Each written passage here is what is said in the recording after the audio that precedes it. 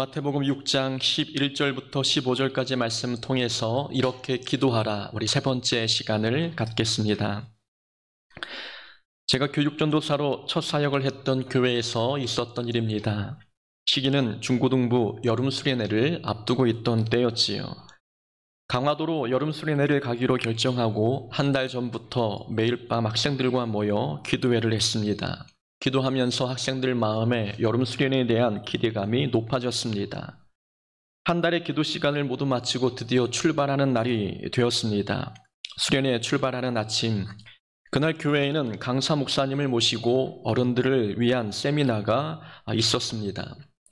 중고등부 학생들은 담임 목사님의 기도를 받고 이제 곧 출발할 준비가 되어 있는 상태였지요. 그런데 강사 목사님께서 학생들도 세미나에 참석하면 좋겠다라고 말씀하셨습니다. 학생들도 들으면 도움이 되는 세미나니 이 세미나를 듣고 수련회는 좀 늦게 출발하면 어떻겠냐고 하셨습니다. 저는 당황스러웠습니다. 학생들이 수련회 떠날 생각에 들떠 있는데 이 소식을 듣고 실망하게 되지 않을까 걱정도 되었습니다. 그러면서 속으로 하나님께 물었습니다. 하나님, 우리가 한 달 동안 기도하지 않았습니까? 한 달 동안 매일 모여 기도한다는 게 쉬운 일이 아니지 않습니까? 수련회의 모든 일정이 순조롭게 진행되도록 날씨와 재정, 건강, 무사고, 성령 충만 모든 내용을 빠짐없이 기도했는데 출발하는 첫날부터 교회에게 차질이 생겼습니다. 한 달 동안 기도한 게 무슨 소용이 있습니까?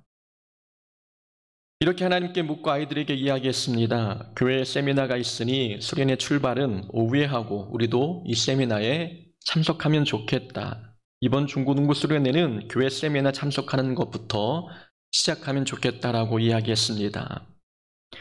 아니 뭐예요 전도사님, 싫어요. 저 집에 갈래요. 이런 반응이 나올 줄 알았는데 아니었습니다. 흔쾌히 순종하는 것이었습니다. 네 전도사님, 그렇게 할게요. 저는 깜짝 놀라 물었습니다. 얘들아, 실망스럽지 않니? 아니요, 괜찮습니다. 불평하는 아이들이 단 한 명도 없었습니다. 그때 하나님께서 왜 한 달 동안 기도하게 하셨는지 깨달았습니다. 열심히 기도해도 모든 상황이 계획대로 되지 않았습니다. 그러나 열심히 기도한 덕분에 계획대로 되지 않아도 순종할 수 있었습니다. 아이들이 불평하지 않고 흔쾌히 순종할 수 있었던 것은 한 달 동안 열심히 기도한 덕분이었습니다. 열심히 기도해도 우리 인생은 우리가 계획한 대로 되지 않을 수 있습니다. 그러나 기도하는 사람은 계획대로 되지 않아도 실망하지 않습니다. 예상하지 못한 결과가 닥쳐도 순종하고 믿음으로 받아들입니다. 기도했기 때문이지요. 꾸준히 기도하면 우리의 믿음의 그릇이 커지게 되니 믿음의 그릇이 커지니 어떤 상황과 환경에도 순종할 수 있게 됩니다. 기도는 상황을 바꾸는 게 아닙니다. 기도는 믿음의 그릇을 키우는 겁니다. 믿음의 그릇을 키우니 환경이 내가 원하는 방향으로 가지 않아도 실망하지 않고 순종할 수 있게 됩니다. 우리는 주기도문을 살펴보고 있습니다. 2주 동안 주기도문을 살펴봤는데 지난번 설교에서 기도는 주문이 아니라 관계 맺음이다라고 말씀을 들었습니다. 그리고 주기도문은 기도 스킬을 가르쳐주는 본문이 아니라 하나님과 친밀한 관계를 맺는 법에 대하여 말씀해주는 본문이라고 또 설교했습니다. 그래서 주기도문은 기도 안내서임과 동시에 삶의 행동 지침이라고 또 말씀을 드렸지요. 주기도문에는 총 6가지의 간구가 나옵니다. 앞에 3간구는 하나님과 관계된 기도이고 뒤에 3간구는 우리의 필요를 위한 기도 내용이었습니다. 지난번 시간에는 앞에 3가지의 간구에 대한 내용을 살펴보았고 오늘은 뒤에 3가지 내용, 일용할 양식을 구하는 기도, 그리고 죄를 용서해달라는 기도, 그리고 시험에 들지 않도록 악에서 구원해달라는 기도에 대해서 함께 살펴보려고 합니다. 자, 일용할 양식을 구하는 기도와 죄를 용서해달라는 기도, 그리고 시험에 들지 않도록 구원해달라는 기도, 이 3가지 기도 내용을 가만히 들여다보면은 기도 내용이 현재, 과거, 미래의 문제와 관계 있음을 알 수 있습니다. 일용할 양식을 주시옵소서. 이 기도는 현재의 일에 관한 기도입니다. 양식은 지금 현재 우리에게 필요한 것들이지요. 우리의 죄를 용서하여 주옵소서. 이 기도는 과거와 관련된 내용입니다. 죄를 짓는 순간 그 순간은 과거에 속한 사건이 되지 않습니까? 그 죄 용서를 위한 기도는 과거에 해당하는 기도 내용입니다. 시험에 들지 않도록 악에서 구해 주옵소서. 이 기도는 앞으로 되어질 미래에 관계된 일들입니다. 자, 현재와 과거, 미래 중에서 예수님께서 가장 먼저 말씀하셨던 것은 현재와 관련된 기도였습니다. 예수님께서 일용할 양식을 구하는 기도를 먼저 말씀하셨다는 것은 현재, 과거, 미래 중에서 현재가 가장 중요하기 때문입니다. 현재는 과거와도 연결되어 있고 미래와도 연결되어 있습니다. 오늘이 지나면 오늘은 어제가 되고 내일은 또 오늘이 됩니다. 현재와 과거와 미래는 서로 연결되어 있기 때문에 오늘을 어떻게 사느냐에 따라서 우리의 어제와 그리고 우리의 내일은 달라질 수 있습니다. 우리는 여기서 얻을 수 있는 교훈이 하나 있습니다. 과거와 미래는 오늘의 삶에 달려 있습니다. 오늘 어떻게 사느냐에 따라서 과거와 미래가 달라집니다. 오늘은 과거와 연결되어 있습니다. 오늘 우리가 은혜 충만하게 살면 우리의 과거는 은혜 충만한 사건들로 가득하게 됩니다. 오늘이 지나면 은혜 충만했던 오늘은 어제가 되지 않습니까? 우리가 매일매일 행복하게 살면 행복한 오늘이 어제가 되어 우리의 과거는 행복한 날로 가득 채워지게 됩니다. 하지만 오늘 하루를 마음 가는 대로 허랑방탕하게 살면 우리의 과거는 늘 회개할 일들로 가득하게 됩니다. 오늘의 삶이 과거에 영향을 미치기 때문이지요. 어떤 사람은 과거 사건에 관한 후회로 오늘의 시간을 낭비하며 삽니다. 그때 왜 그랬을까? 그때 그렇게만 하지 않았다면 내가 지금 이렇게 되지 않았을 텐데 라고 말하며 과거의 부정적인 사건에 매여 오늘을 기쁘게 살지 못합니다. 오늘을 후회하고 내일도 후회하며 살다 보면 우리의 과거는 늘 후회만 가득한 날로 채워지게 됩니다. 과거는 오늘의 삶에 달려 있습니다. 오늘 어떻게 사느냐에 따라서 우리의 과거의 삶이 달라지는 것입니다. 오늘은 내일이라는 시간과도 연결되어 있습니다. 우리가 오늘을 은혜 충만하게 살면 내일에 대한 염려는 사라집니다. 오늘 하나님과 친밀한 관계를 맺으면 내일 어떤 시험이 다가와도 걱정이 없습니다. 오늘 나와 함께 하신 하나님께서 내일도 함께 하실 것을 믿기 때문입니다.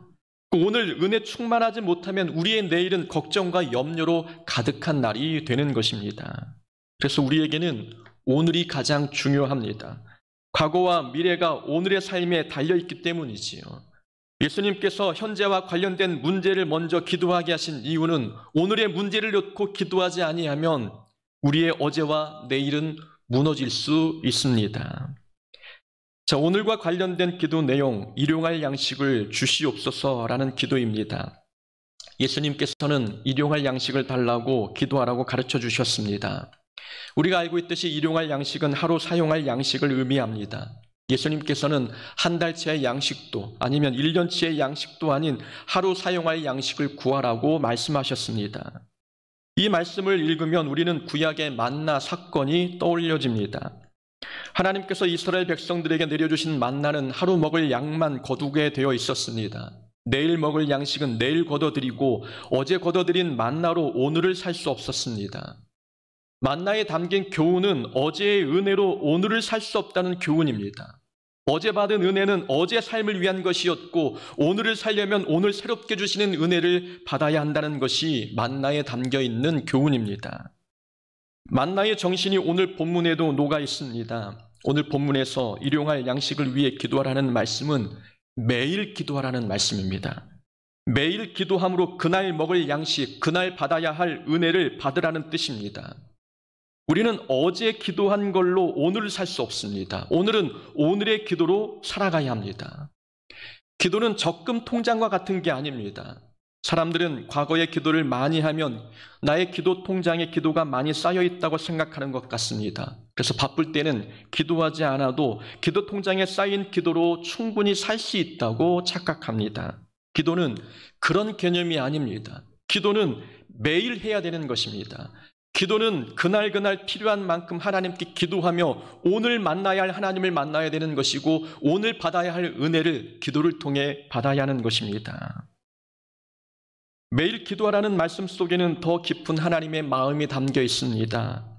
예수님께서 하루 양식을 구하라 하신 이유는 하나님과 매일 교제하라는 뜻입니다.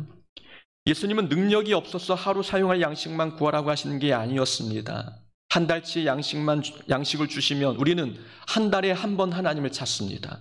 1년치 양식을 하나님이 주시면 우리는 1년에 한 번만 하나님께 찾아가 기도할 것입니다. 예수님께서는 우리를 매일 만나고 싶어 하십니다. 매일 우리를 만나 교제하고 싶으시니 일용할 양식만 구하라고 말씀해 주시는 것입니다. 오늘 필요한 것은 오늘 기도하면 주겠다. 내일 필요한 것은 내일 오면 그때 주겠다. 매일 찾아와서 우리 함께 매일 교제하자라는 의미가 일용할 양식을 구하옵소서라는 기도 내용에 담겨 있는 의미입니다. 우리는 일용할 양식을 구하는 기도, 매일매일 그때 필요한 은혜를 하나님께 구하며 매일 그날 사용할 은혜를 구하며 기도할 수 있는 자가 되어야 하는 것입니다. 만약 우리 삶이 넘치지 않고 또 우리 삶이 부족하지 않다면 우리는 그 삶에 감사해야 합니다. 삶이 넘치지도 않고 부족하지 않다는 건 하나님께서 일용할 양식만 주셨다는 증거입니다. 풍족하지도 않고 가난하지도 않은 삶은 일용할 은혜로 사는 삶입니다. 이런 삶은 매일 하나님께 기도하지 않으면 안 되는 삶 아니겠습니까? 신대원 다닐 때 삶이 늘 빠듯했습니다. 삶이 빠듯하니 제가 한 달이라도 알바를 하지 않으면 생활이 되지 않았습니다. 주말에는 교회 사역을 해야 하고 주중에는 학교 다니면서 일을 해야 하니 삶이 숨이 막힐 지경이었습니다. 숨이 막힐 때, 삶이 숨이 막힐 때 사람들은 대부분 이렇게 이야기합니다. 내 삶은 기도 아니면 살 수 없어. 기도하지 않으면 나는 살 수 없어. 이런 말은 신태한탄 같지만 사실 은혜입니다. 기도하지 않으면 살 수 없다는 말은 날마다 하나님께서 일용할 은혜를 주셔야만 산다는 말 아니겠습니까? 매일 은혜를 구하며 사는 삶이야말로 은혜로운 삶입니다. 만약 기도하지 않고도 잘 산다면 그게 어찌 은혜이겠습니까? 오늘 기도하지 않았는데 오늘 평안한 삶을 살았다면 어찌 내 삶이 하나님과 관계 있는 삶이라 말할 수 있겠습니까? 오늘 하루 하나님께서 주시는 은혜를 내가 받지 않았는데도 불구하고 내 삶에 전혀 이상이 없다는 것이 어찌 복이고 은혜이겠습니까? 매일 기도하지 않으면 살 수 없다는 고백은 내 삶은 일용할 은혜를 받아야 살 수 있다는 의미가 담겨 있는 고백입니다. 매일 은혜를 구하며 사는 삶은 기적이고 은혜인 것입니다. 삶이 풍족하면 기도할 필요성을 느끼지 못할 것이고 삶이 부족하면 낙심되어 기도할 용기를 잃을 것입니다. 하나님께서는 딱 하루치의 양식만 주신 것처럼 우리 삶이 넘치지도 않게 하시고 부족하지도 않게 하셨습니다. 하루라도 기도하지 않으면 안 되는 삶이 되게 하셔서 매일 기도하며 매일 하나님과 교제할 수 있는 삶을 만들어 주셨습니다. 우리의 삶이 일용할 양식과 일용할 은혜로 사는 삶이라면 이것이 은혜이고 감사의 제목임을 기억해야 합니다. 예수님은 우리가 우리에게 죄 지은 자를 사하여 준 것 같이 우리 죄를 사하여 주옵시고라고 기도하라고 말씀하셨습니다. 문장 그대로 설명하면 하나님, 우리가 이웃을 용서했으니 하나님께서도 우리의 죄를 용서해 주옵소서라는 내용처럼 들립니다. 이 내용만 보면 마치 이웃에 대한 용서가 하나님의 용서를 받기 위한 조건처럼 들립니다. 이웃을 향한 용서가 하나님께 용서받기 위한 조건이라면 우리가 죄사함 받은 게 우리의 공로와 선행 때문이라는 말이 됩니다. 우리가 죄사함을 받은 건 하나님의 전적인 은혜 덕분이지 우리의 선행 때문은 아닙니다. 그 본문에서 말하는 이웃을 용서하는 행위는 조건이 아니라 결과로 봐야 합니다. 우리가 하나님께 용서받았으니 하나님께 받은 용서로 이웃을 용서해야 되는 것, 이것이 오늘 본문이 우리에게 말씀해 주고 있는 의미입니다. 우리는 여기서 알 수 있는 교훈이 있지요. 이웃 용서는 조건이 아니라 열매입니다. 이웃을 향한 용서는 신앙의 열매, 성령의 열매입니다. 결코 조건이 아닙니다.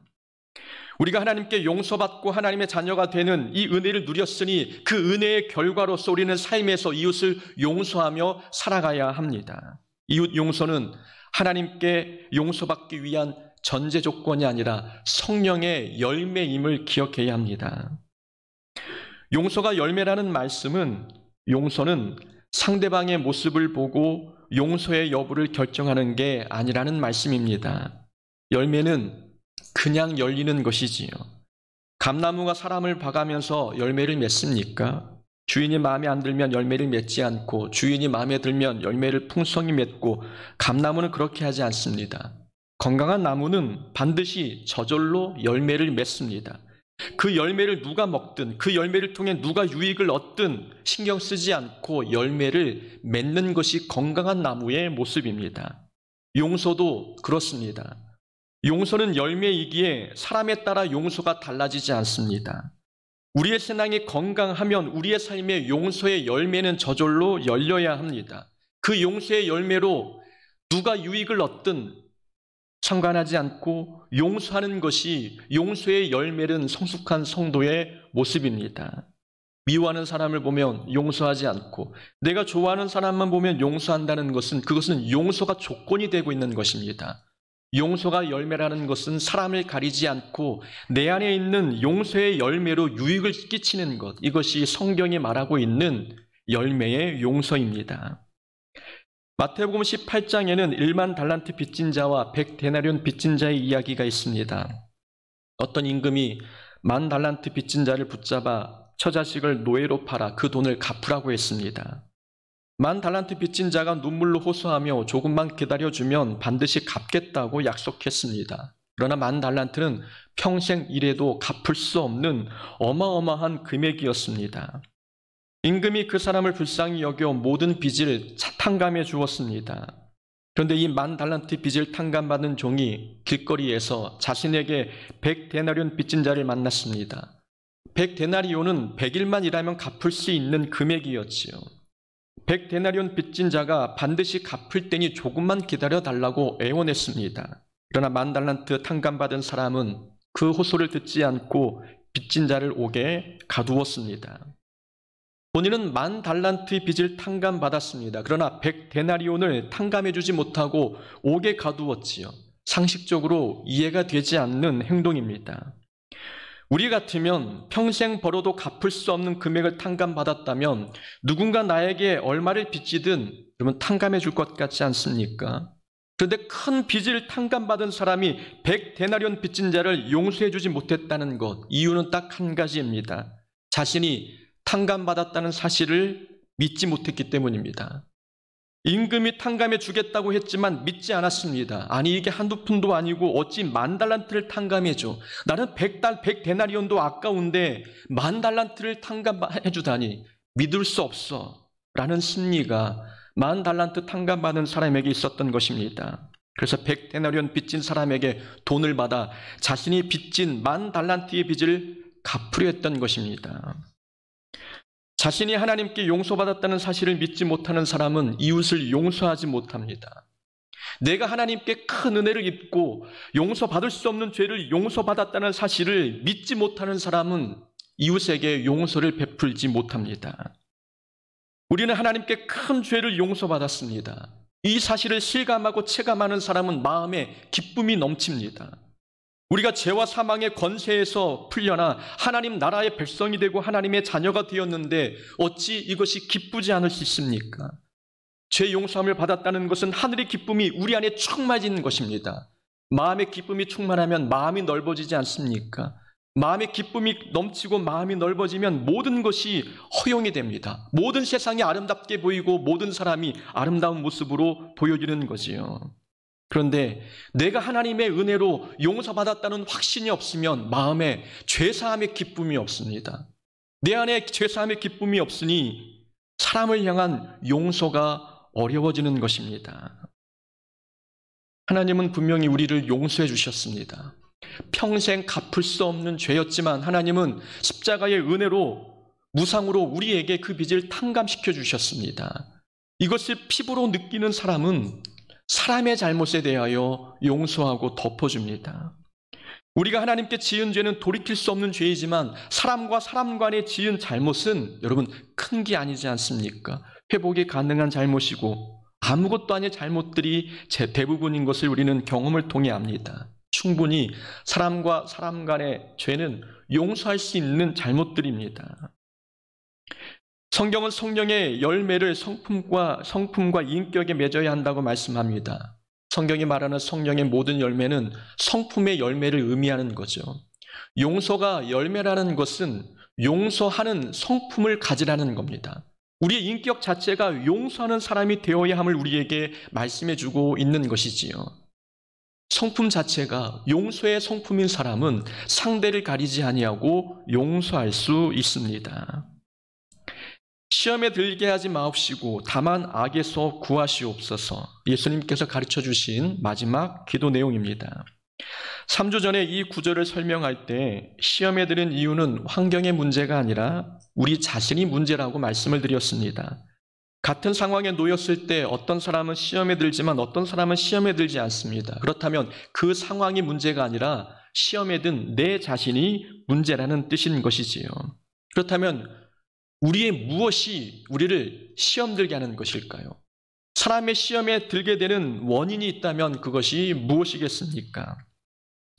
앞에서 설명해 드렸듯이 현재와 미래, 오늘과 내일은 연결되어 있습니다. 본문에서 오늘과 관련한 기도 제목은 일용할 양식을 구하는 내용이었지요. 그리고 내일과 관계된 기도 제목은 시험에 들지 않게 해달라는 내용이었습니다. 이 두 내용을 연결해서 생각해 보면은 우리가 시험에 드는 이유가 무엇입니까? 일용할 양식에 만족하지 않기 때문입니다. 하나님께서 주신 것에 만족하지 않고 욕심을 부릴 때 우리는 시험에 빠지는 겁니다. 오직 각 사람이 시험을 받은 것은 자기 욕심에 끌려 미혹됨이니, 야고보서에서도 우리를 시험에 빠지게 되는 원인이 욕심 때문이라고 합니다. 각 사람이 시험을 받는 것은 자기 욕심에 끌려 미혹됨이니, 욕심은 다른 사람이 내 마음에 넣어주는 것이 아닙니다. 내가 스스로 내 안에서 만든 것입니다. 욕심이라는 것이 누가 우리 마음에 넣어주는 것이라면 우리가 마음문을 꼭 닫으면 됩니다. 그러나 욕심은 외부에서 들어오는 것이 아니라 우리가 우리 안에서 만들어내는 것입니다. 욕심이 우리 스스로 만든 것이라면 따지고 보면 우리를 시험 들게 하는 사람은 외부에 있는 사람이 아니라 우리 자신입니다. 우리가 우리를 시험에 들게 만드는 것이지요. 돈 욕심, 사람 욕심, 자리 욕심, 명예 욕심, 우리가 만든 욕심이 우리를 시험에 빠지게 만드는 것입니다. 욕심에 걸려 넘어지지 않으려면, 또 시험에 들지 않으려면 하나님께서 주신 것에 만족해야 합니다. 욕심과 만족은 서로 상충하는 개념이지요. 만족하지 못하면 그 마음에 욕심이 자라지만 만족하는 마음에는 욕심이 자라지 않습니다. 만족하는 마음은 욕심이 자랄 수 있는 환경이 되지 못하기 때문입니다. 만족이 없는 사람의 마음을 들여다보면 그 마음에는 반드시 욕심이 자라고 있습니다. 우리가 욕심에 걸려 넘어지지 않으려면 우리는 만족해야 합니다. 하지만 사람이 욕심을 버리고 만족하기란 쉽지 않습니다. 왜냐하면 사람은 욕구의 동물이고 욕구가 충족이 되어야 안심하는 존재이기 때문이지요. 우리가 그래서 만족하려면 만족의 기준을 정해야 합니다. 지금까지 만족하지 못한 이유는 기준이 없었기 때문입니다. 어느 정도까지 있어야 만족이 되는지 우리에게 기준이 없다 보니 마음이 다 채워질 때까지 만족하지 않았습니다. 그러나 사람 마음이라는 것이 구멍이 뚫려 있는 것 같아서 아무리 좋은 것을 갖다 부어도 만족이 되지 않습니다. 그래서 마음이 채워질 때까지 기다리지 말고 우리는 스스로 만족의 기준을 정해야 합니다. 목사님, 만족의 기준을 정하라니요. 만족의 기준을 정하면 만족하게 됩니까? 예, 만족하게 됩니다. 만족의 기준을 정하면 만족합니다. 왜냐하면 만족은 물질이나 조건에 달려있지 않고 하나님과의 관계에 달려있기 때문에 그렇습니다. 여호와는 나의 목자시니 내게 부족함이 없으리로다. 부족함이 없는 삶이 만족하는 삶입니다.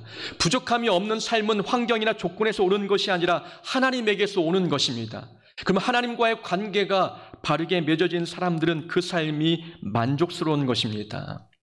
만족은 하나님께 오는 것이니 우리는 삶의 만족의 기준들을 스스로 정해 나가야 되는 것입니다. 사도 바울은 자기 삶에 은혜가 있는지 없는지 이것을 만족의 기준으로 삼았습니다.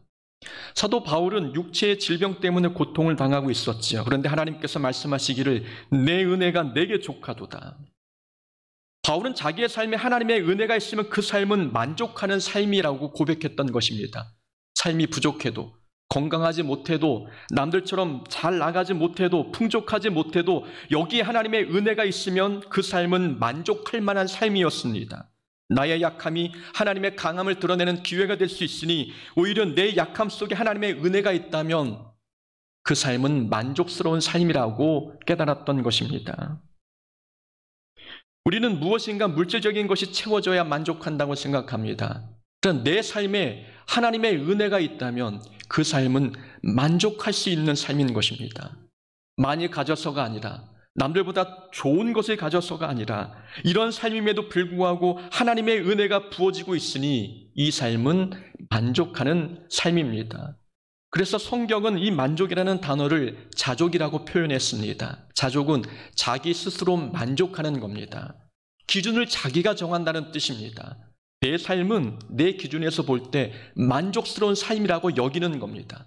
다른 사람이 내 삶을 볼 때는 만족스럽지 않은 삶처럼 보이는데 왜 나는 만족합니까? 내가 그 삶을 만족의 기준으로 스스로 정했기 때문입니다. 그래서 나는 자족하는 겁니다.